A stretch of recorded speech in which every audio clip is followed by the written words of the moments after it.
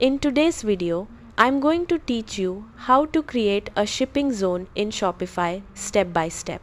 First, head over to the Shopify website and log into your Shopify account using your email and password.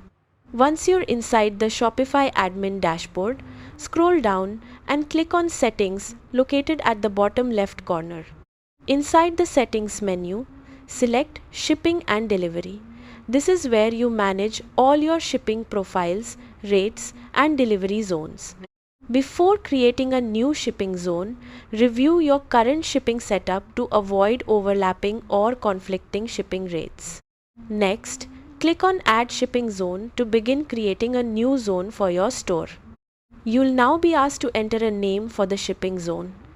Choose something clear and easy to recognize like United States, Europe, Asia, or international shipping. After naming the zone, use the search bar to select the countries or regions you want included in that shipping zone. You can add multiple countries depending on your shipping strategy. Once you've selected all your regions, click Done to confirm your choices.